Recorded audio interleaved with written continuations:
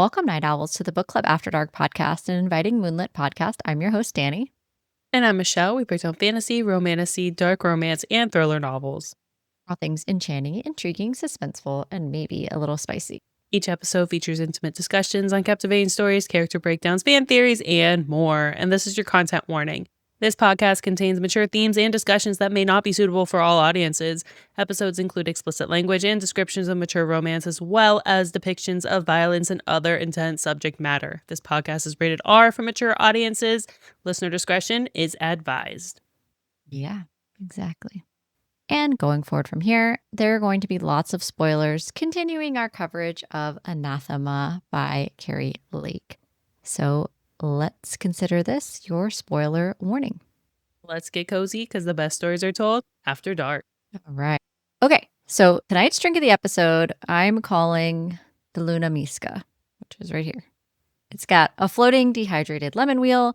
It has gin is the primary liquor, but it also has fresh lemon juice. It has this blueberry syrup that I have, and also it has this sparkling grapefruit soda.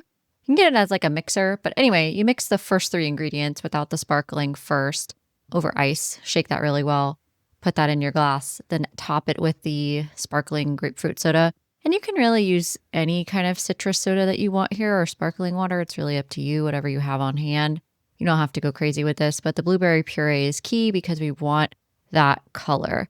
I want a darker color. I want something moody, something dark.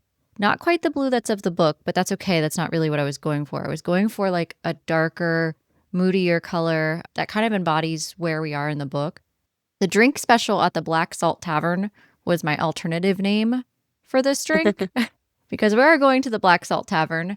And I thought in these chapters, it would be fun to have a drink titled that. But also, we have kind of our Luna Miska is our name, that our little pet name that Zavander uses a lot for our girl. So I was like tossing it up between the two. And I also thought this was a little bit high end of a beverage for the Black Salt Tavern because people are just like drowning their spirits in the ale that they're drinking. Right. So, you know, this would be like a high end Black Salt Tavern special if they had one. But there we go. It's pretty. Cheers. You always use the dehydrated citrus wheels. Are you making those or are you just buying them? No, girl. No. They have those at the liquor store already prepped. Okay. No, they have a couple different versions of them. I really like them because I feel like you see them a lot now. You see them like at the bars a lot now. A lot of them use them. And I think they just are, from a classiness perspective, they don't they're not heavy. So they're not like a fresh lemon wheel, right? Where like it's pretty heavy and it could sink to the bottom. They float really well on the top because they're so light. And then they still give a really garnish to it versus just putting it on the rim of the glass or something like that. So I think that they just look nice. They're pretty popular these days. But yeah, I have the orange ones and I have the lemons. They also have them in limes. I don't know if there's any other fruit. There probably are, but those are just the two that I have on hand. But yeah. So there you go. You have a Luna Miska or the special at the Black Salt Tavern. So cheers. Cheers.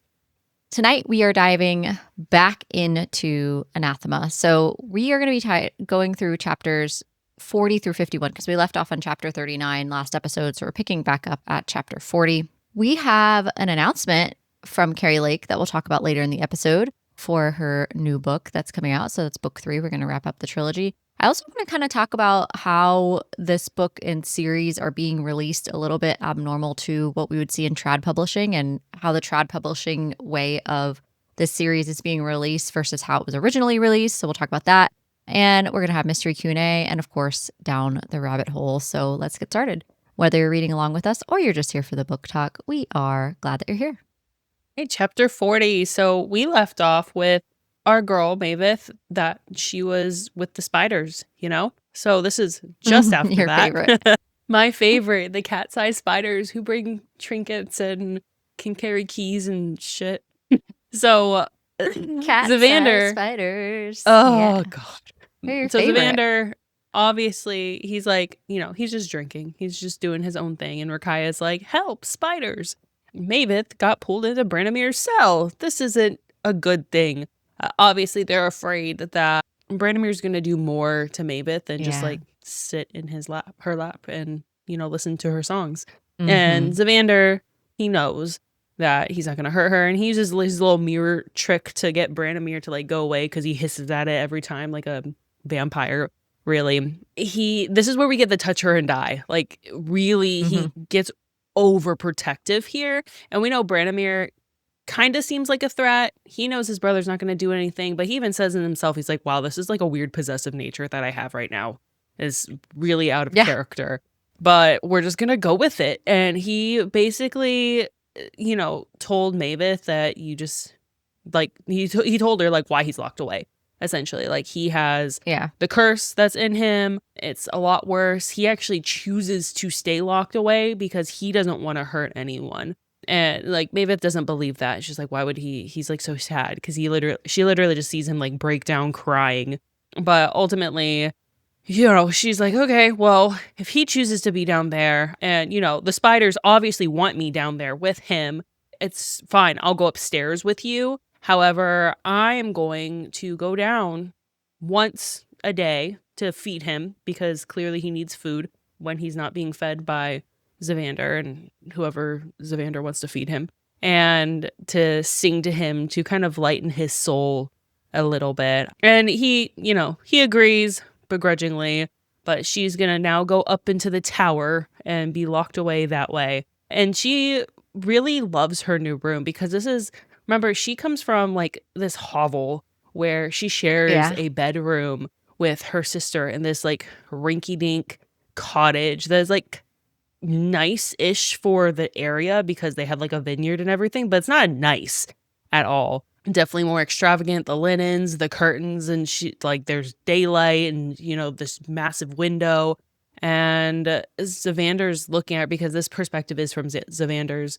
Zavander's looking at her and like is relishing and how she is just so in awe and enamored with everything around her. And he calls her intoxicating, which Mm. it's both a positive and a negative, and that's what he like. All of his compliments are kind of that way. There's like a double-edged sword or Yeah, duology he's like to or upset about this duality whole to. thing. Yeah, he's like, you are like, I love watching you. However, like if you're intoxicated, like yeah, you feel good, you feel like shit later, and you're not really with it all the time. So yeah, he's kind of pissed that he's actually falling for her, his Yeah. grumpy anti-hero And self.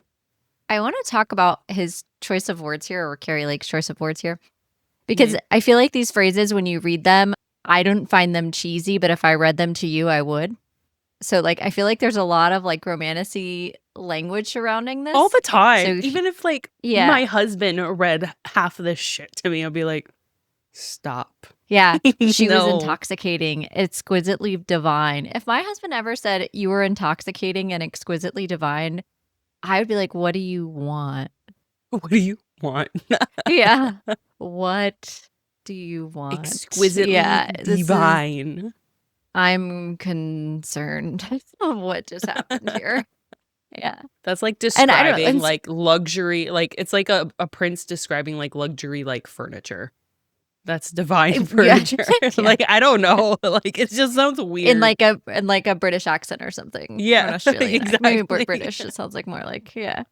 But I will say he calls her Luna Miska at the end of this chapter, and their banter here is actually really cute. On that same note, he says, Yeah. um, "Good night, Luna Miska," and she still doesn't really like know what this means. And she goes, "Do I still annoy you?" And he goes, "Endlessly." And that really Yeah. cute like moment between the two of them, and it was highlighted. It's one of the top highlights in the book, and Mhm. it happens multiple times throughout the book, and it's kind of like one of their like witty banter moments. Yeah. And you don't really get, that's the end of the chapter, so you don't get like his perception of their banter, which you would normally get a little bit more, but at least you get that. And I thought that the depth of his thoughts, it makes sense to me in the sense that he is so much older. His terminology and language is very different from ours. And they're thoughts that he wouldn't say aloud, because he also says like what am I, like a pubescent schoolboy? Like, what's going on with these thoughts right now? What's wrong with me? So in the Mhm. same vein that we're saying like, wow, these thoughts are like wild. I would never say this out loud. Like he's also like, I wouldn't either. Like Yeah. they're Yeah. also like These are crazy thoughts. internal thoughts. These Yeah, are he's not having spoken this like thoughts. right. So he's not telling her that. He's like, "Oh yeah, you're still annoying me." But meanwhile, Mhm. he's thinking these like really sweet. So secretly, like I'm hoping my husband thinks these like really ridiculous thoughts, but like if he were to say them, I would be like, and it's kind of the same type of thing as he's just like thinking to himself like it sounds good in my head, but maybe not out loud. So I'll just No, flirt with her instead, this I other will way. right. Instead, I Yeah. will tell you that you are annoying on multiple levels because there is the multiple Yes. levels of that. She's like finding it like, wow, just everything I do annoys you in like the non-romantic way. But he's like, because Mhm. he's getting these romantic feelings for her, that in its of itself is annoying. On top of like all the other annoying little things she does because she's human or mortal and she doesn't understand their world. So yeah, no, that No, was a and cute moment. I think it's also very like he falls first atmosphere because Mhm. she really is still. I mean, this is the first time she gets like a room. Before all this, like last episode, we were talking about how he already was commenting on like her scent of oranges, and she's just kind of Mhm. still really oblivious here, and it hasn't. There's a lot She to take doesn't in. really think of him. Yeah, and I'm like being completely fair. That's a Mhm. normal response. Yes. But I think at this time for him, he's already really aware of what he's already feeling, and she's Mhm. definitely not there yet. Right. I wouldn't know what to feel being locked away in the castle. She was just with spiders. So, and she's Humanoid like, spider that she's yeah. like now agreed to feed. Let's like Yeah. So, yeah, I would say like romantic feelings are like in the back of her mind right now. Considering like she's had like what one bath this whole time that she's been it's here a and we're in just chapter feeling. 40. So, Uh-huh. Exactly. Well, anyway, chapter 41. Now that we've had this nice moment, we've got to get back to training. So she Mhm. starts training with Dolian, Zavander, and Rakaya. She's learning these new glyphs. And as we talked about, her kind of magic that she has is these glyphs are a type of way to harness power. So she's learning how to propel things, and it's like more complex than what she's already learned, but it's useful against those who like want to read your mind. So she's trying to push people out and she closes her eyes and tries to push Kaya out, but there's certain ways that I imagine like these glyphs being built physically and stuff. This is just so I envision this. It's probably not accurate, but that's how I envision Mhm. this. So Mavis closes her eyes, goes into a vision. She sees Morsana, who's the goddess of death. And Morsana warns Mavis that there's something she should know about him. Ominous. And then she's gone and on the floor. Great. I Dolian tells wish her, we see this yeah, in all romantasy, like some sort of like warning that is so vague. It's like, can we just please not be vague? Can we for just once like watch out for this explicit thing? Like I feel like that would just be so much more clear for the reader, for our right. characters. But I then get so annoyed by where does the book this. go from there? There's so many other things because him, Hmm. are we talking about Zavander? Are we talking about our main villain? Like who there's so many men here. Can we give our girl some Morsana didn't have a guidance? lot of time. She didn't have a lot of time. She went to like a dream state. She had plenty of time. What is time in a dream state? We don't know. Exactly. So Dorian tells her that the dream space is called, speaking of, Caligoria, and it's where she'll learn the magic that's connected to her bloodline. But that's too advanced for now. So this is where we get first introduced to what you're basically explaining, which is a measure of time in a dream state. And the dream state's really important. It's important in Eldritch too, but we really get first introduced to it here in Anathema. And it continues to come up, but when we first get introduced to it, it's difficult to understand first. And I think that's why she kind of takes her time. Keri Lake takes her time showing us this in a very simplistic way before she starts to really develop it later on. So we further understand it through Zavander's perspective. But we first find out about Caligora from Dolian, who tells her about it. And she tries the glyph again, and she's able to block out Rakaya. And then Rakaya, being the lovely sister that she is like, you like my brother. don't you? And she's like, as one does. So they keep going through fighting techniques. And again, this is from Mabeth's perspective. So she's absolutely like, I don't think about him. I never thought about him. I don't know what you're talking about, I don't think Rakaya. his butt looks good. I don't No. think any of those things. Meanwhile, she like reads like it minds. Like, yeah. Okay. Yeah. So Zavander keeps calling her the Luna Miska, which actually means moon witch, and we may or may not get a moon witch drink later, even though I've called this drink Luminiska. I still like that name, moon witch, and I might want to use it again later, so we'll have to see. But more to come. We'll see if I decide to do that or not. And it's because of the silver marking in her eye. Rakaya leaves, and her powers require her a lot of Vivicantum, which we did have a drink of the episode called Vivicantum. And if we remember correctly, this is this white powder substance that they don't have a lot of where Zavander is, but there is actually tons and tons of that we don't know about yet, and that it's plentiful. And there's people that don't have it when they probably should, and it's being hoarded by the very, very rich at the top.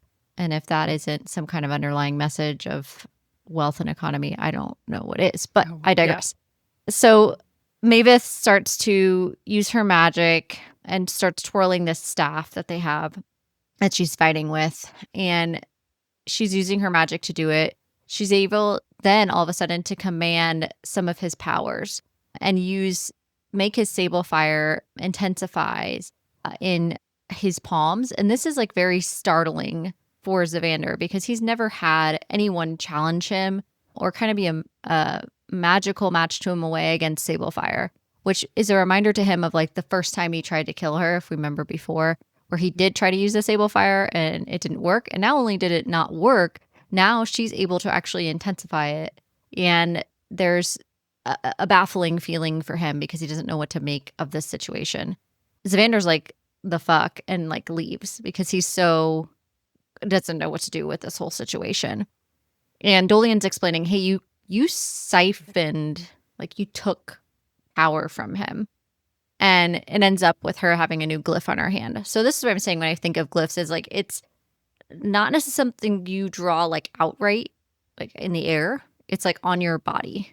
So the glyphs actually kind of in a weird way, even though the series is very different, but in the same genre, reminds me of the Quicksilver glyphs and how Ceres kind of gets a glyph like on her body or tattoo or whatever. This is kind of similar to that in the sense that there's another type of glyph marking related here.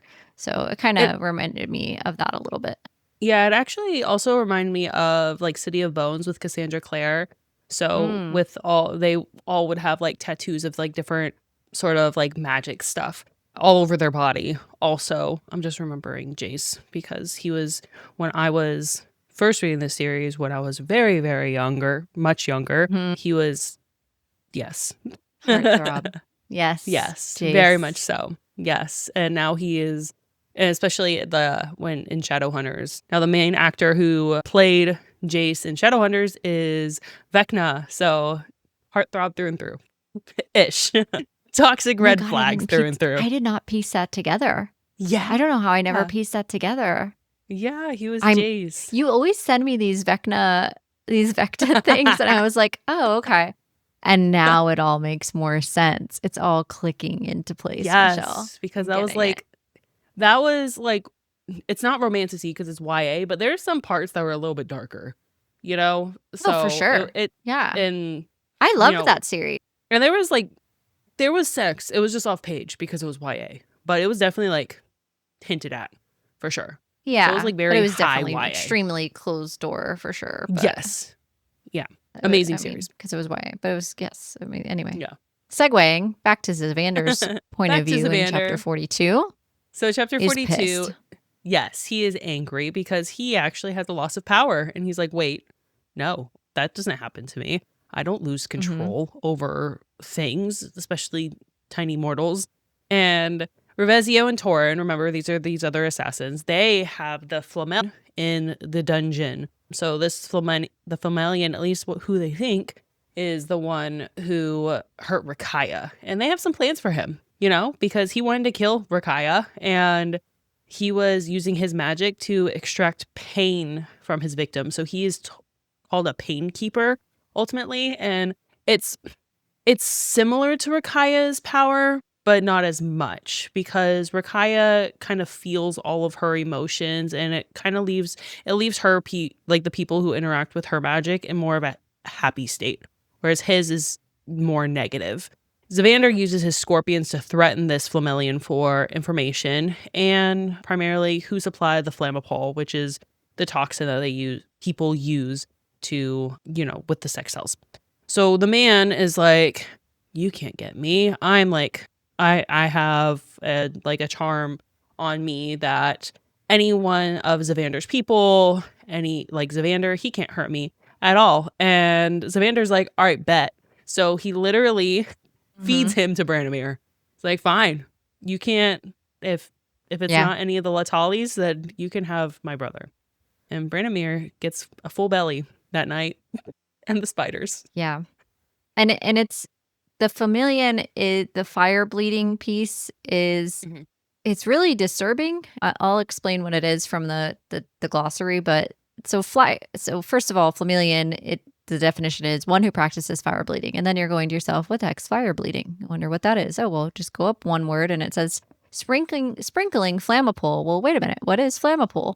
Flammapole is the poison that causes extreme paralysis when introduced directly into the bloodstream. So a Flamelian who's practicing fire bleeding is taking this poison, sprinkling Flammapole on the tongue, then making small cuts in the flesh and licking the wound to introduce the subject and the substance.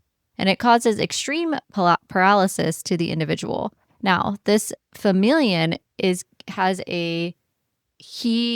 by definition, it says there's a sexual gratification because for his having excruciating pain for his victims. So that's why it's really important here that even though we have someone like Zavander who feeds this guy to his brother Branimir, he's not we have a good to remember guy. who this is. No. By saying Flamelian, it's vague and it's not spot on of what this guy is, which is essentially a rapist. I mean, he's a grapist. Yes. We'll use grape because we can't use the R word, but basically that's what he is. And to the point where it's quite sickening what this guy does. I mean, so if we go back to episode 1, how dark this piece is. Yeah. Right. We go back to episode 1 when we talked about Rakaya, where we find Rakaya in her state. And this is where we first introduced to the idea of the Flamelian and how the state that Zavander found her in. She was literally passed out. Like she was very much not coming to after having gone through that experience. And then she's like vomiting everywhere. And, for her, feeling emotions is a pain in and of itself. But then having this state where she can't do anything about it is quite traumatizing. And these people, this man, as well as like other Flamelians, they specifically just target prostitutes. And because they're an easy target for them. And, so he fucked with the wrong one and found out what happened. So what we learn here, in addition to the fact that this Flamelian is doing this, he also is a person that is a pain keeper, and his specific magic is tied to him getting a gratification out of inflicting pain on others, which is just sadistic. So for all those reasons, are we really sad that he got fed to Branimir? Not so much. Not in any sort of way. So let's move on to chapter 43, which we get at Myth's perspective. Bath number 2. Yay. Maybe she's had more. We don't know. But we get another bath, and all of a sudden, she can't help but start thinking of Zavander. And she... Don't blame her. Decides that she doesn't want to go home. She finally has this realization. She's like, why would I want to go back there? I don't want to go back there to Foxglove Parish. Like, who would want to? It's awful. No, thank you. Yeah. So she's like, I got to get Alasia. She still realizes she has to get her sister. So she gets out of the bath. This was a big turning point in her mental health state of realizing that she desperately really didn't want to go home because she doesn't really have one. And she doesn't have anyone who loves her there. She finally has a mismatched bunch of friends, for lack of a better word, that she's experiencing here with Zavander. But more importantly, she's finally tied to something that she understands is her blood and her bloodline, and what she's been looking for so long. So she's been having this feeling of conflict as we've been reading about her of trying to see where she belongs and where she fits in and where her identity is. And she realized here in the bath that she needs to find out more about herself, even though she still needs to find Alicia. So now her mission is I have to find my sister, but also I'm not ready to leave Zavander because I need to figure out what's going on with myself. And also I think I kind of like him, which is dangerous. So she goes to find Magda, which is the cook. She starts to go feed Branmere. Zavander catches her before she goes down there alone and says that he already ate dinner. Yeah. So he doesn't need anything. Big meal. As we saw in the previous chapter. Yeah. So what he's doing is protecting her, but Mavis does not really see it that way at this point. She's pretty frustrated by the fact that finally she's going to do something in her mind that's seemingly helpful, and it is rewarded by not being able to do the thing that she wants to do. So she's frustrated by this, but she confesses that taking his power made her feel aroused, which is an interesting comment that she's making here. And he just completely ignores this comment. Doesn't all like imagine. Literally just like doesn't acknowledge what she just said. Exposes herself, and he's like, I'll take you to sing later. Like, yeah, literally. What? Yeah, he's like, and she's like, what? And it's so funny because it's like you would think, again, there's a lot of memes that refer to like how old all the guys are in romantasy and in fantasy books because girls are mature faster. And the way as soon as I read this, where he's just like, oh yeah, I'll take you to sing to him later, and she has just like, excuse me, like I just what? It's just hilarious. So she was trying to be vulnerable, and he was just like, oh, you wanted to go sing, like completely just whoop. Yeah. The what? About that singing though. Let's about that singing. Let's talk about the singing. Exactly. She does go to sing to Branmere again later, which is sweet of her, but also a good way for us to continue to empathize with him. And again, I just wonder what it had been like for him having the castle completely to himself and being so isolated before Zavander. Yeah. And yeah, Aya showed up and all of that. So he's finally getting some positive attention. So she leaves and tries to go get some more information out of Zavander, which this girl has some balls of steel, because after he just like straight up ignored her comment, I'm like, girl, we're going to go back and okay. Yeah. All right, then why not? Tries to find out more about him. The way I'd be like, no, I'm just going to go crawl into my room now. Literally. Don't talk to me. So she's like, no, I'm not going to take no for an answer. So she talks to him about likes and dislikes. They have this, they continue to have this banter that they've kind of had so far. She tells him, she's not as innocent as he thinks. She knows about poison making, and they talk about their fears. And there's this quote that says, where he says to her finally, who could have predicted that one touch of your pounding pulse would be so disarming? So again, their language to each other is just like, and the way that he says this comment to her, it's like of an older age, and it's sweet and endearing, but also if my husband ever said, who could have predicted that one touch of your pounding pulse would be so disarming to me, I would be concerned. But the yearning, yeah, this is what the people want. It is what the people want. It's provocative. And that whole... it gets the people going. Yeah. Yeah. We want the yearning. We have the man. We already have the husband. There's no yearning there. This is what we want to read. Right. So, yeah. And you're like, well, by the time you get here, you're in chapter 43. You're like, you've been yearning for some time. We're ready to get the show on the road. But like I said at the very beginning, there's no spice for a while. This book goes on for some time before there's any kind of spice. It's just trauma. We're just getting traumatized. Like every chapter, we're getting traumatized by something before we start getting we keep reading. We keep reading. Because you know what? We learn through trauma, We do. There's a lot of learning here. And it's not ours. It's not our trauma. Remember? That is true. That is true. Yes. So chapter 44 is Zavander now. And a Mimicrow brings Zavander a message from the king that he requests Zavander's presence. So he has to go to Castlewick. And as he's saddling... Yes. As he's saddling up to go to Castlewick, he sees Mavis like staring at her from like her tower. And the way Revezio is like, oh, I Okay. see, I see What's her. going on Would you there? like me to give her a goodbye kiss? And the way Zavander's like, you touch her, I'm gonna fucking kill you. And I'm like, yes, touch her and die. The yearning, touch No, her and but die. This also is all we want. it's also bestie banter though, because Revezio Right. would never, No, he's in like, a million. He knows he's like deliberately trying to rile him, and so I was like, okay, Zavander has besties. He's okay. He's gonna be all right. for sure, Um, for sure. I yeah. mean, he's friends. He can't be that bad, even though they're all assassins. So, Yes. with Well. very similar trauma. But, Yeah. here we are.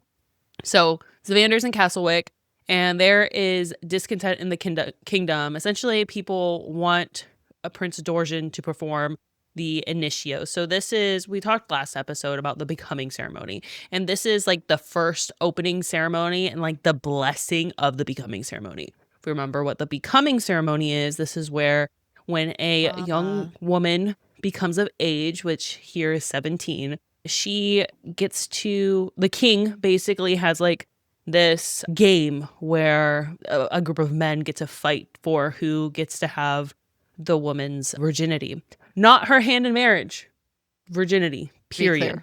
clear. They're very, very clear. And this is because it's the princess. This is a whole big deal. So Dorjan's the prince. He has to do the big, he like hands her off like he's like the father of the bride too, like in the middle of the becoming ceremony. It's really weird. Ugh, This is not, bizarre. yeah, not really about it. But, there's a ceremony and here we are. Obviously, this puts the princess at risk. We also talked previously why the prince needs to be safe at all costs. Because if anything happens to the prince, literally the pestilence and death and decay and all this stuff happens to the entire realm. So we want to keep the prince alive. Ideally. And this is Zavander's job. So Zavander inspects Dorjan's carriage, makes sure he's like good to go, escorts him to the ceremony, and Dorjan addresses the people when Zavander's like, "Oh, there's this man in a hooded cloak." And the way this happens really fast because Zavander's like, "Cloak man." And then all of a sudden there's chaos and this hooded villager is like chanting, "Cadavros lives, Cadavros lives, the king will die, the king will die." Obviously, Dorjan hints that he is upset with his father. The people, if you have watched Game of Thrones, this is very much like any of the royals, like they live very lavish lives. And then if you go to the common folk, they're literally living in their own shit. Very same thing here. People don't like living in their own shit and not having access to like, No. food and whatnot. Mm-hmm. So they tend Vivicantum to in this rebel. case. Yes. So they tend to rebel. And this is where Zavander has to protect Dorjan. And he uses his scorpions to get them out of there. And obviously, Dorjan blames his father for like the villagers starving and everything. But Yeah, this was he dark. gets safely back to the castle. Right. And it just reminded me entirely of King's Landing, where anytime any of the royals stepped into like the common folk area, it's just horrific. And they're mostly like having riots against the king. So, yeah. Zavander goes to the Black Salt Tavern here and runs into an older man named Oswin. Oswin tells Zavander that people are talking about Cadavros' return to deliver villagers by giving them sable fire. So, Zavander told, in the last episode, we talked about how Zavander tells Dolian about like the creature that Mavis saw in the Eating Woods. And Dolian's like, I kind of think that could be Cadavros. And, Zavander's trying to figure out, like, why wouldn't Cadavros be dead? And, the king, why wouldn't the king kill him? And here we have, like, the people believing that he's alive. He's going to give them sable fire. And Zavander's like, y'all don't want this. I have it. It's not fun. This isn't fun. No. This is a curse. But they're like power. They want power because they feel powerless. So, and then on top of the uprising, there's the continual murder of sex sells or prostitutes in this story. So, Zavander also sees Gavrok, which is the boy from before. He's been making a name for himself. He's been making himself useful, which we're very happy for him. He has this thing called dwindleweed powder, which is an aphrodisiac. And what he does is he goes into the local pubs and just sprinkles them into people's drinks. And that makes them want to visit the brothel. So he's making himself useful. It's a minor aphrodisiac. It's not he's trying to just live. He's trying to hustle. Also, It's called a hustle, not sweetheart. condoning spiking people's drinks at No, all definitely not. whatsoever. Not. But Not. I'm just saying. no, Yeah. he made himself useful in this time. So He's trying to stay alive, this kid. He's resourceful. yes, exactly. And Zavander is asking him for information, essentially. It confirms that the recent death of the last XL was from Flammapole. So this is a very big issue, having these Flamellians around. And Zavander basically was like, here's money, here's Vivicantum. Whatever information you find out about whoever that is dealing this Flammapole, you tell me immediately. And the boy's like, yes. Of course, because now he has a reason. He already had him in his back pocket anyway, but now this is like a little extra something to keep him there. Chapter 45 bounces back to Mavis perspective, and remember, she didn't leave the castle, so we're back in the castle with her. She's out on the balcony of her room, and she held her hand out for these like firefly creatures is the best way to describe them. I'm going to try to pronounce this, and I'm going to probably do it poorly, but we're going to do our best shot here of trying to pronounce this. And the word is celestial, which is an aggressive firefly creature that has a human face. So kind of a fairy. I don't know, kind of not. But they land on her, and they make her glyphs glow. They're kind of disturbing because the good luck from what they give is because they didn't kill you. Great. Because what they do is they basically invade birds' nests and they kill the mother and the baby, and that's what they eat. They're predators. So for them to not bite you or kill you from their venom, you are lucky. So good luck for Mavis. Yeah. She's been everything but lucky this entire series. Yeah, and so Zavander comes back and they engage in more banter between his room and hers, and he climbs on to her balcony in this moment, and because their balconies are like right next to each other because they share like a room. He climbs onto her balcony and he gives her this knife, and there's this whole banter too of him like, she's like, oh, you won't, and he's like, bet I will, and he does. He like climbs up onto the balcony, and everybody keeps trying Zavander, and he's like, I'm really not sure why all y'all keep trying me because I'm a man of my word. Do you know who I am? Yeah. So she's getting all these feelings and things like that, and there's the Mossy, which is the shadows of pain who live in the castle. So again, more magic. This castle and this whole area, there's just magic-y creatures like all over the place. They're all hanging out. Remember, there's creatures in the wall. There's shadow creatures. There's dragonfly face creature things. There's all kinds of stuff outside. We got creatures all over the place. So these shadows of pain who live in the castle are warning Mavis, don't trust him. Don't trust him. The goddess of death will punish someone. But of course, they're not identifying who that goddess of death is going to punish. So great, cool story. Thanks for telling us. Another warning not to trust him. And we're assuming that this is Zavander at this point in time because she just interacted with Zavander. Yes. But another vague warning by some sort of dark mythological creature. Mm-hmm. Just tell a girl what she needs to do. For real. Literally tell her. Yes. So chapter 46 is Mavis' perspective, and she slept in. She slept until noon, and she was like, oh shit, I slept in. I was tired. And he's just like studying. He's a book guy, which I love too. He likes studying and reading books in his little library and drinking his liquor. Got things to read. Yeah. Exactly. He drinks and he knows things, basically. Yes. So Mavis blames the dagger that Zavander had given her for the reason for her sleeping in, because she actually, for once in her life, didn't have to like fear what's around her as she slept. She actually went into a deep sleep state, which she's like never done before, which good for her. She needs some sleep. But also like Mavis, my girl, what about we are in our 20s now and we have not had deep sleep. Has this stunted our growth? I'm a little bit concerned about her health and well-being. I mean, just now I've been concerned for some time, but this was like icing on the cake of, I've never had REM sleep. What do her trauma is so thick that she's like never slept deeply. It's depressing. Which right now I feel that on a spiritual level right now. Very different reasons. Mine is because I have a baby, an infant. Yes, who also wakes up quite often. But yes, They end up skipping training because Evander's, okay, we've already wasted the day. It's fine. And then he asked her about like the siphoning of the magic. So he's okay, let's revisit this topic that I completely blew off earlier. She told him she felt calm and in her mind saw like a gentle ribbon of fire. And the amount of magic she pulled, he tells her, like, should have killed you. It would have killed anyone else. Like, you shouldn't be able to pull that amount of magic, especially Sablefire. Sablefire in general will kill anyone else. Yeah. And he says, you have a very dangerous gift, Maveth. Were you anyone else, you'd be considered a threat. I eliminate threats without question.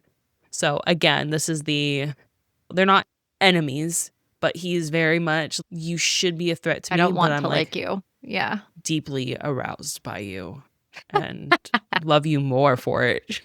He's so conflicted. And he says like shit like this to try to push her away, but it doesn't work. It doesn't work. It never works. This is like the same thing. No. He's Kingfisher, essentially. When Kingfisher was like telling Sarah like all the awful shit, and he's like secretly yearning for her the entire time. Same shit, different realm. He tells her to essentially do it again because he wants to figure out how she's doing it because it's never happened before. Again, my guy's a book guy. He wants to figure out the mechanics of it. And they put their palms together and he allows her to siphon magic from him. And she feels like chaos and wants more. And then he kisses her and calls her a fucking torment. Please play with my feelings. Please. Yeah. And it's weird because I feel like Zavander's not her first because she talks about a stable boy before he was in Foxglove. But I think she is less in touch with her own feelings and body mechanics to a certain degree. I wonder why. And so I feel like this exchange between them is partly her trying to figure herself out and what's happening here. So it's complex. It's a complex description. And this isn't just, oh, and we kissed. No, this is like a deep.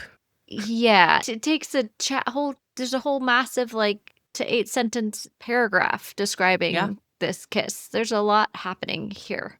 It's intense. So we finally get to chapter 46 and we have a little sprinkle, maybe 1 to 2 pepper spice here. But the yearning continues because we can never do this again. Okay. Again. Play with my feelings. Poor girl. But it must have been some good kiss because she keeps going back. Then we have Maveth. She's making a weaver around her bed. And essentially, this is woven herbs to ward off nightmares. And Rakaya's, ooh, I want to do that too. That seems fun. So they're like literally like braiding greenery. Arts and crafts time. Yeah. It's girl chat. Let's have some girl time. So she tells Rakaya about the dead woman she saw last night that said, don't trust him. Don't trust her brother. And that's weird because we burn our dead and turn them into vivicantum. So you shouldn't be seeing dead people because that's there not aren't any to see. Yeah. They're gone. But Rakaya, she asked for a description and she ends up knowing the woman, but he's, I'm not going to tell you. Let's move on from this conversation. So obviously this hits from the perspective. And at this point in time, because 1, I haven't read Eldritch, but 2, this is where I'm thinking like, okay, maybe this is her mother because her mother was like deeply tortured and all that. I don't recall them burning her, like the mention of burning her body, at least in turning her into vivicantum. But the reference of like how much torture and pain that she went through within the castle would make sense if she turned into one of these Demosi creatures because of all like that pain. Yeah. Chapter 47, again, still from Maveth's perspective, we get a time jump here. Finally, almost 2 weeks past, 11 days, and it goes over. I would see this as like a montage scene if you're going to look at it in a film perspective, but it's basically her studying, cooking, teaching Require how to weave. We need the passage of time because we know that after 2 weeks, there's going to be some movement happening here. She's either going with Dolian or she's staying with Zavander. Zavander is expecting her to go with Dolian. This is also why he pushes her away because he doesn't believe that she's going to stay. So Alora is teaching her how to do this mind projection through echolocation. So remember, she has this inner ear echolocation type thing. Yeah, they're fucking dolphins. Yeah. Yes, the dolphin noises. So she's trying to use clicking sounds to create this image projection in her mind. Where the way that I would look over and see her practicing this and be like, what in the okay. So she sees a tree. Yeah, she sees a tree with curled branches with old bark on it, and she twists the style of the puzzle. It ends up unlocking it for the puzzle book that she has. So this is the Grimswood. It's the cursed tree at the bottom of the Crescerian Trench. So if we remember from previous episode, that's where her people supposedly like fell into and are still existing today. And this giant tree is there. So now she has this other puzzle to solve as she keeps going, as she's working through this book about the history of her people. So we saw before, a few pages before, that there's like moving pictures in there that are drawn to like her blood, and her blood was able to open the book. But then Ravox is back. So Yay. Ravox, we have missed our pet friend. We were worried about Ravox. Like, where the heck did poor Ravox go? Ravox got abandoned. But Ravox has found Mavis, and he's a little bit bigger. He's a big Lot boy. bigger. Yeah. And Alora's, that's a mythical creature. She's, what do you mean? This is my Ravox. What you talking about? Aya pops up and she's feeling jealous of the time that Alora and Mavis are having, and with Ravox being there. Rakaya shows Mavis how to cleave, which is this transportation form. It's like a teleportation. And they decide they're going to go shopping. So they're going to go shopping because they need to go get dresses. And Rakaya's, it's going to be fine. Don't even worry about it. We're going to go get dresses. Nobody's going to know who we are. Don't worry.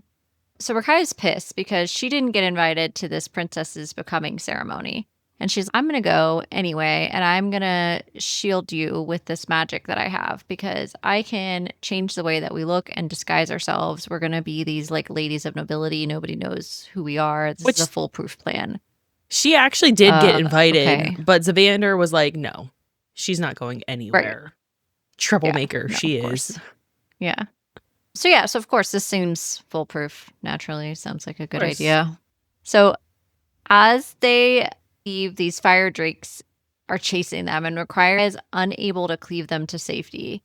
So she's trying to leave once they get dressed and everything. And so she's trying to leave and they can't. So Mavis like calls on Ravox to come protect them. Yep. We have our big bird back. And so chapter 48 is Mavis again, and she's sneaking back into her room, and Alora's there waiting for her. Alora's around a lot. And, you know, Kaya, her jealousy is, I finally have a girlfriend, and now I'm not book smart. And Mavis and Alora have this bonding thing that they have. And Alora, the way that she's just like hanging out in her room, she's like, oh, you miss study time. I was just like, why are you hanging out so much? Yeah. But weird. Yeah, it's a little weird. At least I got some weird vibes from it. I don't know if it's supposed to be. She's just nice. It's like her personality type too. Mavis asks if she knows anything about the Corvigon, which is Ravox. But there's very little known about them at all. We just know that their growth rate is far faster than the dragons, which obviously Ravox is massive at this point in time. And not a lot of time has passed. Although there's a hint later on that time passes differently in the two different realms. But still, it's still not that much time for him to be like as big as he is. So Rakaya again interrupts them because she's like, no, we're not. You don't get hurt to it yourself.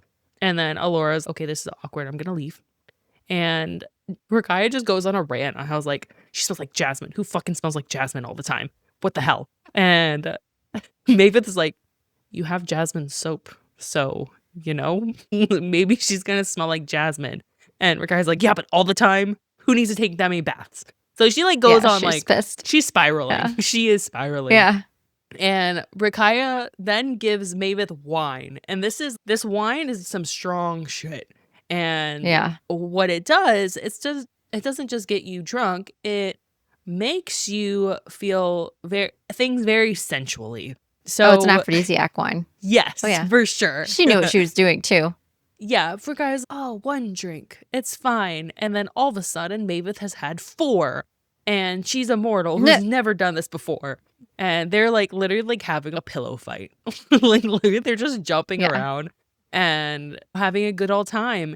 And they're trying, oh shit, you've had way too much. Let's lock the door and then just like jump on the bed to burn off the alcohol. I'm like, wait a minute. I don't think that goes in with the logic. Who am I to know how alcohol works? But I don't think jumping on a bed just burns it out of your system. So as they're like dancing together, they talk about the mating bond. So here's how we get the hints that a mating bond exists, and I wonder who has one. Which apparently you don't know who your mate is until you kiss. And guess who just kissed a couple chapters ago? And guess who was like, bye immediately. Yeah, immediately go away. I'm feeling some feelings that I don't want to be feeling. And obviously Maeve is okay, like that's cool. She doesn't understand those sort of like feelings. And Zavander also, he has to have this explained to him. We're just getting the hint here. Okay, mates are a thing, and our people just kissed. And and then the wine is going to make some other things happen in the next chapter that we get from Zavander's perspective. Oh boy for him. And also too, she makes this comment to, Rakaya makes this comment to Maeve saying, maybe he's just interested in mortals and it's not anything special to me. Rakaya's no, he's really serious and I've never seen him with another woman ever until you came here. Like ever. His whole life, she's never seen him with another woman. Chapter 49. This is a funny chapter to me, but also, here we go. Zavander and Revezio were in the Great Hall and they hear screaming. And of course, it's Maeve and Rakaya throwing pillows at each other. And Zavander notices that they drank ambrosia, as Maeve already feels the effects of this liquor. So it's this like wine drink type thing. And Revezio suggests someone needs to stay with her and give her some relief. And we're all like, what do you mean, Revezio? Oh, yeah. And we know what Rakaya did. She did this shit on purpose. Absolutely. On purpose. And he offers to do it if Zavander won't. And Zavander's like, touch her and die. Touch her and die. So instead, Revezio carries Rakaya out of the room. And Maeve starts... Rakaya's also feeling some effects. And then Revezio like has her over her shoulder. And she's like, I'm going to have my own fun. Exactly. So Maeve begins begging Zavander to make pain go away. And they eventually have their own times, respectively, not touching each other to themselves. Very spicy. Yes. So we get our first spicy scene in chapter 49. Lots of like also well written. It was mildly it was intense. I'm like uncomfortable. Like it was like yes. It was yes. I don't tend to find like I want to say like standard spicy scenes. If we just get the standard stuff, I don't find those uncomfortable to read. But this, I was like, this is uncomfortable because of the state of what she's in. And I'm not going to take advantage of you, but also hurts me too. Because he's like trying to be honorable in the sense of, I don't want to be the first time that we do something to be because you're drunk. I'm also going to watch you while I touch myself. It was consensual on both parties. Yeah, for sure. For sure. It was uncomfortable. It was something. What has been comfortable so far about this nothing. book? I feel like absolutely nothing. That's the point. For sure. Is that okay. Get comfortable in the uncomfortable. It's gonna have to be our new like slogan for this whole. Just get comfortable in the uncomfortable because you're gonna be feeling that way. Awkwardly laughing the entire time because I am uncomfortable. We just need shirts that just says I'm uncomfortable and picture of this book. Somebody make those for us. So I'm uncomfortable, 50, but I'm happy about it. I don't know. Yeah, obviously, like we're like masochists ultimately. Yeah, like, you're gonna suffer, we're gonna keep reading but you're gonna be happy. Enjoy about it. Yeah. Exactly. Okay, so chapter 50 is Maeve, and she can't remember anything after she started jumping on the bed with Rakaya. She blacks out. Yeah. So she's I feel fine-ish. So she just bathed and got ready to train, and Rakaya's like, how was it? How was it? And she was like, I don't know. I don't remember anything. And then the way Rakaya gets mad, she's like, such a waste. This was wasted on you if you don't remember anything. It's wow, you really just want to be messy this entire time. Rakaya is so devious. Just I love her. messy. She's the best. And then Zavander and the other Latalis went to Castlewick that morning. So it's just Mavis and Rakaya here. And tonight is the becoming ceremony. And Rakaya thinks Zavander likes her. And if he catches them at the ceremony, he'll be pleased to see her in the dress they picked out because she picked out something that was a little scandalous here. Yeah. She even says like normal men fawn over women. Zavander, a trained killer, treats them as an annoyance since he was taught to avoid affection. So again, like him calling her an annoyance, it's because it's something that's been, remember, Zavander has some trauma with affection. A lot of trauma. A century's worth of trauma. Yes. And so doesn't know how to process those types of things. And she's reaffirming that, no, this means he likes you. He just has a lot of shit to unpack. So and then next, Dolian drops a bomb on Mavis and is leaving to Calixar, which is an island in the south. So what? Yeah. Calixar, what's that? So if you look at your map, island in the south, and he's, you're going to come with me. I know you're comfy here. You're not staying here. You're going to come with me. And by the way, all this out. Yeah. For you. So we're not going to Mortasia. Yeah. And she's like, no, I want to go to Mortasia. And he's like, no, you need more training. Like, you're not ready. And she immediately is, fuck this. She runs to Rakaya and is, you know what? Let's go to the becoming ceremony. We're going to wear masks. It's going to be fine. And then afterwards, you have to cleave me, or teleport, ultimately back to the woods. And Rakaya's, no, I'm not going to do that because now I have a friend. And fate has drawn us together, ultimately. But Mavis does not want to go with Dolian, though. Go back to the castle because Mavis is, I don't want to go back with Dolian because he's going to make me go to this island that's even further away from Malaysia. I'm never going to get back to my sister. Rakaya, you need to help me out here. I'll go with you to this thing, this becoming ceremony thing. I'll be masked. It's fine. And I need you to take me back. Yeah. But Rakaya doesn't want to do it. One, she doesn't think it's a good idea because she knows, like, what's in the woods. It's not safe out there for her. But two, she doesn't want to lose her friend. Like, she has a friend. And she's like, I hate my life. And life hasn't been so awful for me since you've gotten here. And Rakaya continually relives the torture her mother went through until she died. Like, she, like, talks to her about, like, her mother and how she was ultimately spared. And that was mentioned before. No one really knew why she was spared before. But what happened was Branimir had protected Rakaya from having the same fate as her mother, from being tortured for many days until, like, they finally killed her. So this is part of the reason why she really runs back to being a prostitute and going through the drugs and really just making sure that she doesn't remember anything. One, her power is, like, making sure she, like, intensely feels everyone else's emotions and takes them from her. But two, she has this trauma. Like, it's like survivor's guilt, ultimately.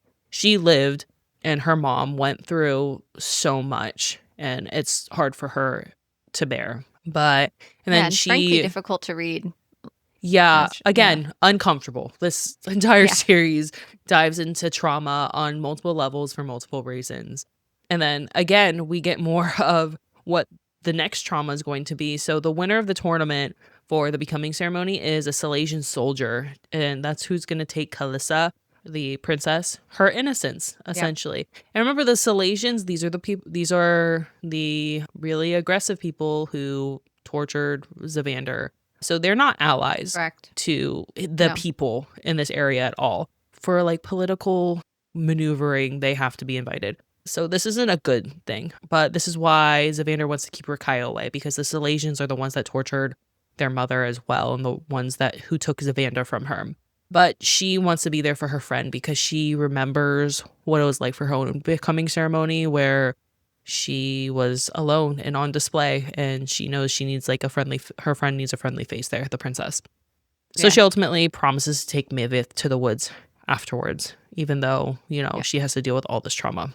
Yep. And so chapter 51, Mavis is getting ready to go to the ceremony in this revealing, beautiful dress. And these are always some of my favorite parts of Romantasy and fantasy, is, like, the dresses that get described. I love them. So fun. We're playing dress up. We've got Mavis is pointing out the sigil that's on her left shoulder, which is a symbol of her bloodline. Rakaya's, hers glows when it hits the moonlight, or she has high emotions. It's her magic sigil. Mavis glows when she thinks of Savannah or she's in warm water. Imagine that. Mavis Math is a cicada who's a messenger from the underworld, and it represents dawn of mankind for the Colossians and Lunar Seer. Okay. That's not a happy lore at all. It talks about essentially this is the messenger person bringing a message to the woman saying you're going to be the mother and getting ultimately assaulted. And that is the birth of the Salesians and the Lunaseers through sexual assault. So it's not a great sort of message. And Rakaya's like, yeah, no, it's awful. It's a mask that we wear. So they enter the castle under these two other names because Rakaya is like, oh, these are some identities that I can take. I'm looking over the name list from the guard, and these are the names that we can take. And I know these people are going to go. So enter the castle, and the guests are mingling in the courtyard. It's divided again by the Colossians and the Lunaseers because they don't really get along. It's like a formality that they're at this event. Zavander's there. He's in the back corner with Prince Dorjan, and Mavis notes that he's like in all black. Obviously, he looks handsome and all that good stuff. So Mavis feels very uncomfortable with this ceremony for obvious reasons, but she doesn't want to shame the princess. Doesn't want to bring shame to her family or her bloodline. So Mavis is pretty understanding of just because she's out of Foxglove doesn't mean that everything is all great where she's at now. And that there's a lot of similarities, that there's pros and cons to every realm that you find yourself in. And this is another great example of the patriarchy on full display here. Mavis then recognizes someone from Foxglove when she was having lunch with Mr. Morose. And remember, there was like a bunch of people at that table. This should be very concerning, like red flag city. That you see someone from Foxglove, because how the fuck do you see someone from Foxglove? This is weird. Yeah. So the way my eyes were like, ooh, the plot is plotting now. Something's about to pop off. And we've kind of been waiting because Mavis has been, all right, we've seen a little bit of the romance. We've done this thing with Rakaya. We've gotten to know Branmere. And we're kind of sitting there wondering, like, okay, what's going on? When are we going to get back to this sister who's gone? Like, when are we going to get back to the big key elements that are moving and driving the plot forward? And this is where we're getting them. So finally, we have things that are starting to really pick up the pace here. And this is the scribe who asked about Vivicantum. And they end up speaking about this painting of Morsana, who's the goddess of death, and Deimos, who's the god of fear. There are two mages there. One is from Foxglove, and one is Ekmirios, who's fascinated with Mavis' necklace, and it's actually a whistle, right, that summons Ravox. So they leave her with, they go with this other mage. But this is really like a big red flag. So I'm reading this and I'm thinking to myself, this can't be good. This is about to pop off around. We're coming back around to this here in a minute. And it's not like Foxglove is like a big area. And we have to remember that Mavis, even with this mask on, is fairly recognizable. So she thinks that she's invisible here, but we're going to find out that that's probably not the case. So Zavander finds them, and Rakaya's like, oh, it was Mavis. And she's like, what? And he's pissed, and he's like, you need to take her back. Like, she can't be here. And they decide that, well, all right, we're going to wait till the ceremony's over to leave. So because it's not polite to leave now. No, it's not. No, Rakaya everybody and her little scheming, she's like, we can't leave now. We have to at least watch the ceremony. To at least see the ceremony, yeah. So they watch this entertainment, which of course is sexual of nature, because again, the whole premise of this act is related to someone losing their virginity. Contortionists, people that touched Mavis and all of this, and Dorjan dances with the princess before he gives her away. Savander calls for Mavis to dance with him, and she confronts him about sending her away. She's pissed off, right? So she feels this is her last chance to talk to him because she thinks she's going to the woods after this. So she wants to have this moment with him before she's not going to see him again in her mind. So she confronts him about sending her away, and he's like, I don't really want you to leave at this point, but I have to keep you safe, and you're not safe. You're not safe here. You need to go with Dolian. He is pissed that she's wearing this dress because how dare you attract any kind of attention to yourself? And he's like, all right, I'll forgive you. Just don't speak with anyone else while you're here. Keep a low profile, please.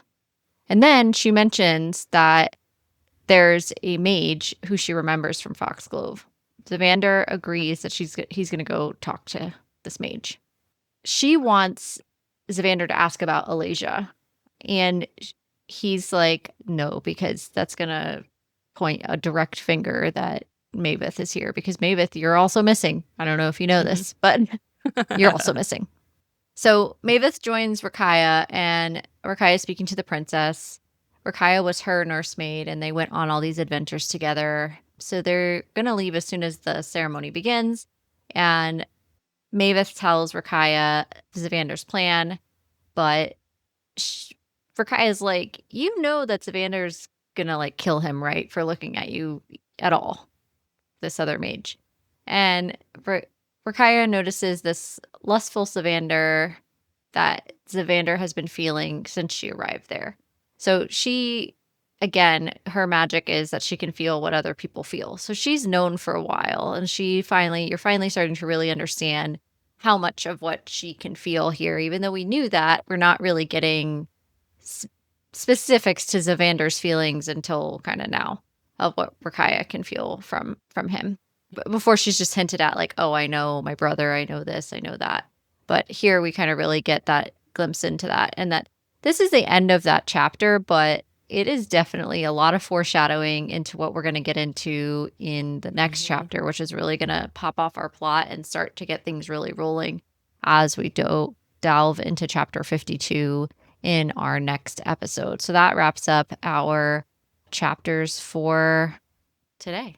Yeah. Annie, hit us with the down the rail. What's our bookish rant for today? So bookish rant for today. How do you feel when books when publishers rebrand the covers with movie covers? The reason I ask this is immediate. Yeah. Okay. So look, a bunch of our favorite books are going to be movies soon. Mm-hmm. You have Quicksilver, you have Butcher and Blackbird, you have Lights Out. On the Colleen Hoover side, this week, Reminders of Him comes out. And the way that Reminders of Him is already rebranding their book covers with pictures of Reminders of Him. And basically every other Colleen Hoover book that's ever come out has had a new branded book. And then The Housemaid got a cover refresh when that movie came out. And Wuthering Heights just got a cover refresh when that movie came out. Which Wuthering Heights, I'm sorry. I know. You can't. Yeah, not the book. I feel like that's she literally illegal. said multiple times, not the book. And it's also a literary classic. So what are we doing? And it's been a long time, so it's public domain and whatnot. But you don't own the rights to that book at all. How dare you? When I saw that, I'm like, what do you? No, I feel very passionately about that one. There's this double-edged sword where obviously there are some people who read the book first, then watch the movie. Some people watch the movie first, and then they're like, oh, I liked that movie. Let me go read the book. So it does attract some sort of audience. And again, it's a money ploy for sure. I hate it.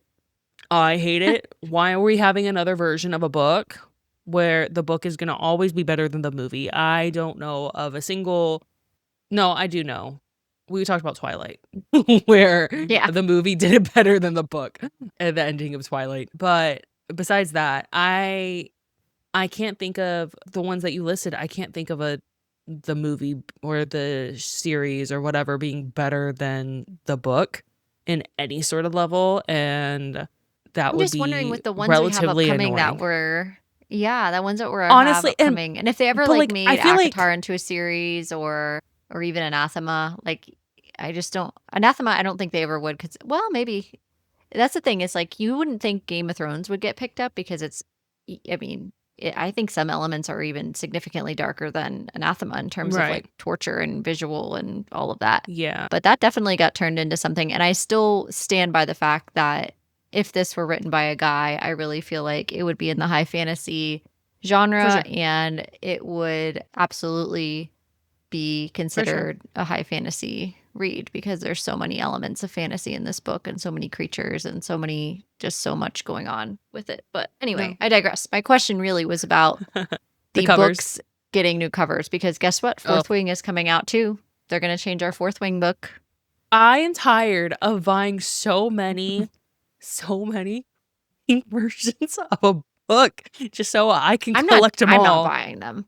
Not collecting I'm not. those. No, I'm not. I don't either, think I'm going to collect those. No, because I don't think I can do it. it's just going to be the same. It doesn't offer anything additional except it's going to have someone who they think is Xaden, which is not the Xaden I had in my head, and who is Violet. That's not the Violet in my head, and it's not. No, it's not, and it's going to be about those two central characters, and which is kind of missing the entire plot of the Empyrean series and being about, you know, the dragons and whatnot. The dragons. But that is for another. That's for when we go deep into. Time. Yeah, that. But I mean, still, even with like Brimstone or Quicksilver, it's Callie's already been through a rebrand. Don't rebrand her again. Like, I don't know. Yeah, but I do think that they're gonna definitely do that with. They always do that with the shows and the books, because to your point, it grabs people who are in the bookstore who are like, "Oh, I saw that show." Mm-hmm. They just did it with one of the thrillers we're gonna pick up later this year that we haven't revealed yet. We'll talk about that later. But they do that with a lot of thrillers. I know. They grab them and then they change the book cover. Or now out on Netflix, and they put the Netflix the cover. sticker that never goes away. It's because it's not an actual sticker. It's a part of the no, it's not Netflix. Literally part of the book. Yeah, no, awful. Make it a sticker, or don't put it there at all. I don't know. I hate those fucking stickers. The next question is, if we're only really seeing the spine of the book, like really just to deep think about this, if we're really only seeing the spine of the book most of the time, why do we care? No, I was just going to say, like, why does it matter as much? Okay. It does. All right. It does. It is. I stand on this, that it matters. I just feel like when you rebrand because of a different sort of to the story, because honestly, it's a source transformation. Ultimately, if I'm pulling out my like old English teaching stuff, it's not the actual book itself. You're transforming into a different medium, and you're kind of expanding the world. Yeah. But it's still not the original. I still want the original. And I don't want just the characters that the director put on, like, you know, for the movie on the book, because that's not who I pictured in my head. So. Okay, then. And that might be me problem. Yes. Well, on that note, there was also a release supposedly that we saw that the pre-orders for ACOTAR 6 and 7 are hardcover only. So yes, which means this box set I have over my head, fucking useless. Because I know, which is the one you gave me, but still, it's... You're welcome. But like, okay, the ones that you have right next to you. Behind me. Those were gifted to me for Christmas, but yeah. I know, but those ones are going to be fine because... But are they going to be the same sort of color? Because this is like a very bright color, right? Are they going to be the same sort of color scheme? Are we gonna? Are people gonna have to buy to have like some uniformity if you have like some sort of like the people OCD? That bought, like and the people that bought like the black edition. The black, have you seen those? Yeah. Are they gonna have? I was talking about to rebuy about money grab. That reminds me of those because I was like, nothing. Yes. So that's like what 3 versions of her books, and now there's probably gonna be a 4th total box set because there's gonna be three books total.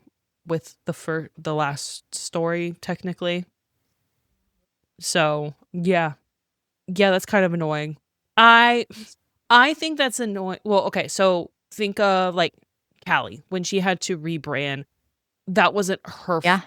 That wasn't like, that was kind of a choice made for her instead of like, you know, something that she's just doing just because for money. I feel like we're just going to do this so we can make more money because people are going to want the hardcovers and then they're going to want a whole uniform set so they can resell this box set because the series has been out for so long. So it's another marketing tool, which, you know, annoying, yes. is this, consumerism also? Yes. So, Well, yeah. So Reminders of Him comes out March 13th. And then also mhm, so does Project Hail Mary. And both of those mhm, books have both re-released with the movie covers. So mhm. it's going to happen. It's what it is. The Fourth Wing will Yeah. definitely rebrand when they get their show. We should expect to see another cover. So I wanted to pick your brain. Are you going to buy the new The book movie cover, with no. yeah. No.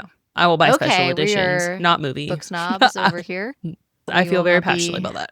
we I'm will not not a be book snob buying. over the majority of things, but yes, I don't like the movie cover. Okay, so as we know, moving out of Down the Rabbit Hole and into news on this series specifically, as we know, Anathema is a trilogy, right? So The Eating Woods is the title of the trilogy by Keri Lake. Anathema is book one. Anathema means witch in this series. It also can someone that is vehemently disliked. It can also mean Mhm. a curse that's put on you by a pope or somebody of a church that's you're being denounced or removed. All of Just which all kind of those centers things. around Yeah. Mavis. Yes.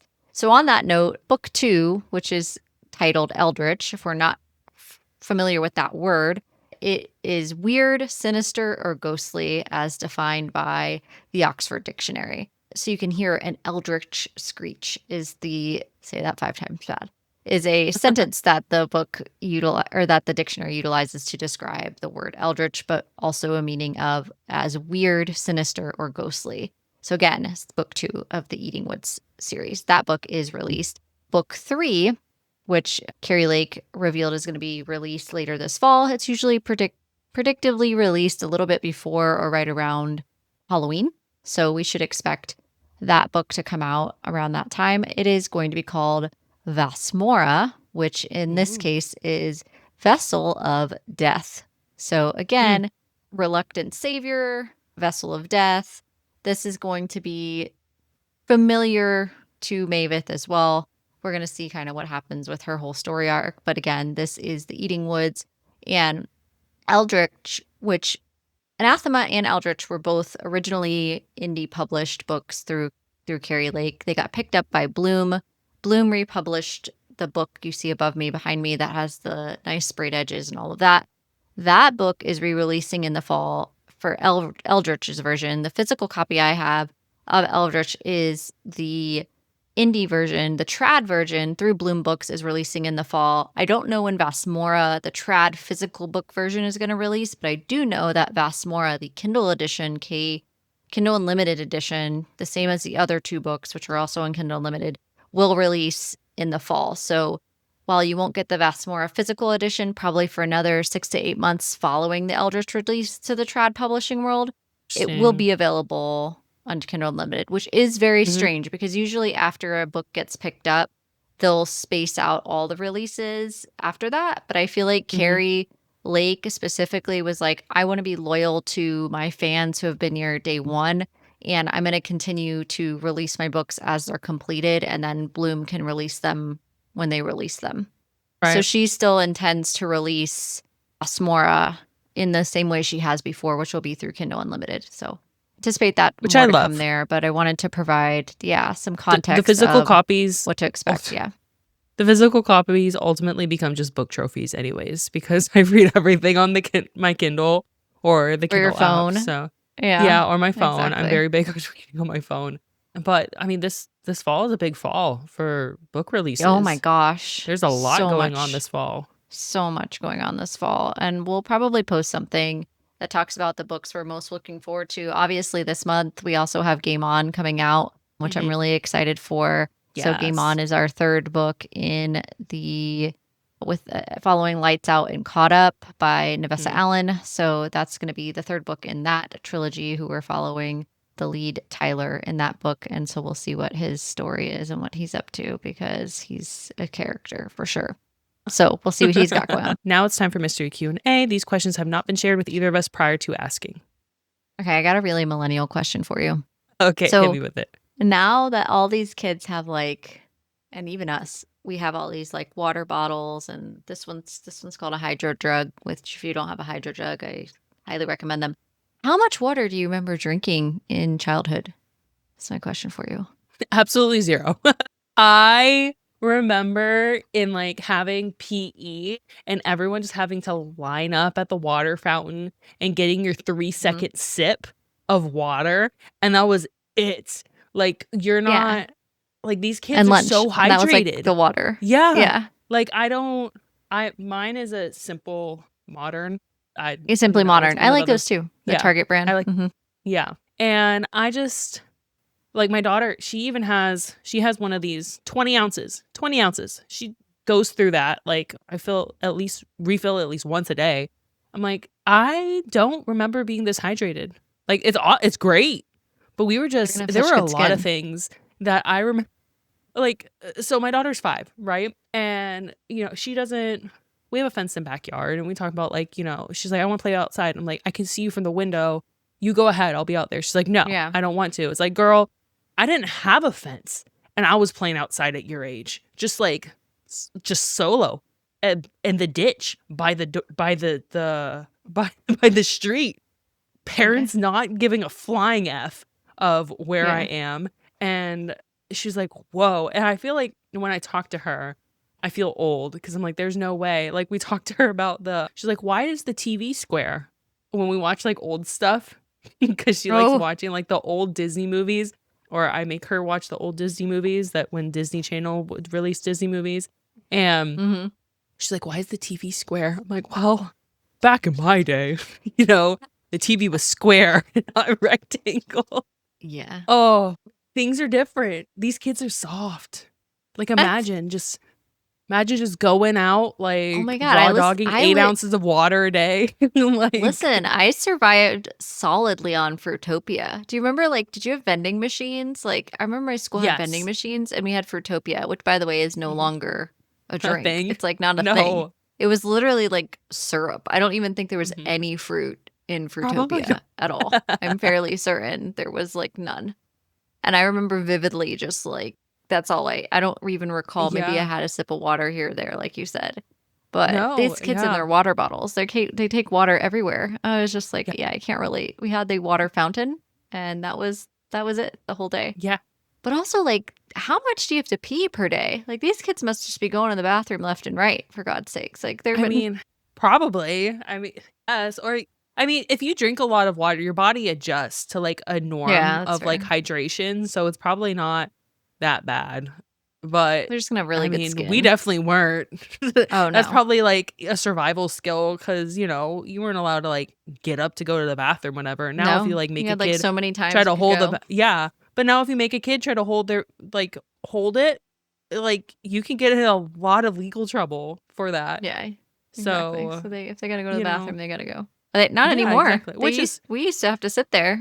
Yeah, it's like you wait until class change. You wait until I'm done. You just sit there and wait, and you just hold it and you bounce, and that's it. On the same vein of millennialism, what is a millennial item? Could be a food item, could be a clothing brand, shoe, whatever. What is something that was a millennial item that you wish would be rebranded and is utilized today? Or something for your kid or something like that. This is going to be kind of a weird answer. So we actually talked about N64 last episode, and I'm going to bring N64 back up again. And the reason I'm bringing this back up again is it's not because I want like the quality of the N64 graphics or anything like that. I want my new graphics. But what I don't want is I don't want a disc to do it. Or if I do have a disc, I don't want to have to use the internet. I do not want to have to use the internet to connect my gaming system. I don't want to have to buy any extra stuff. I don't want to download any extra shit to go with it. I just want to play my game. That's all I want. And I want it to work without internet. I want to buy my game. I don't want to have to download anything. I want to put it on immediately and play the game. And then if I have to, go, clean off the disc, pop it in, or whatever have you, that's what I want to do to fix the problem. Don't want to have to wait to connect to anything. I don't want any extra shit popping up. I don't want to buy anything else. I don't want to do anything else other than play the game. I miss the simplicity of putting a game in, playing it, and that's it. Now I feel like there's all this extra stuff. You have to log in. You have to freaking Have a there's a home membership. screen. There's all this membership shit. There's all this extra stuff to buy. And Like, you I don't can't want to do play the any of game that. unless you have the membership. So Right. It's like a whole but thing. And I don't want to do any right. of that. I just want to put the game in. I want to pay the one-time fee and play the freaking game. And that's it. So if That's there's fair. one millennial thing I have, I guess that would be it. That's fair. Yeah. Because I mean, even with like the new Switch stuff, like I don't want to buy the new like the Switch 2 because I know all the new games are going to be on that. But I'm like, there's nothing wrong with my Switch. And all those games they're either virtual, and if you play virtual, if you like download them, you can only play on an internet connection, which is stupid. The whole point of having a Switch is to be able to move with it. And you have to connect to the internet to do that. It's like, okay, well, does it connect to my hotspot on my phone then? Then you have to have your phone around. And it's like, yeah, I agree. Gaming has Yeah, been but it's to force made you to buy complicated. more shit. And it's like, Yeah. back in the day, like the OG Nintendo still works today with the games because all you have to do is plug it into power and connect it to Just your TV. blowing And in it's it and kind of still, wiggle it in and have a prayer. yeah, but it's Which not, you don't need a honestly actually membership. did not You work. don't, oh yeah, It well, actually was really it's a bad comment for for another it because time, you're but getting yeah. All right, what would you want? what I would want. My mind immediately went to those fucking Tamagotchis, like the Ooh, the yeah. way that. But they brought those back. I don't know if they're But good, it's but like they did bring them back. right, but I want like the like you said like the simplicity of games, and I feel like 90s like 90s infomercials and like those Yeah. commercials that like they really like knew how to sell you on like a product. Yeah. They really did. The amount of things that I wish I had, which were so stupid, like a giant inflatable frisbee thing, not or like No, how about those the toys where you pulled the rainbow. lever and she like flew in the air? Do you remember Yeah, her? yep. I Yep, forget what I she was do. called. Her like I arms don't were remember the either. wings, and you pull Mhm. her. If somebody in the Yes. audience knows, It's like a comment. You fairy pull the string. Yeah, she's like a Barbie fairy thing. thing, and Yeah. she was in Toy Story 4 Flutters actually. off. But she was in some kid left her in the park in Toy Story 4. Those are But easy to get lost. Or like they the are because rainbow they have the thing that to do. Yeah, there's a whole bunch of things, but I don't know. The Tamagotchi, I don't.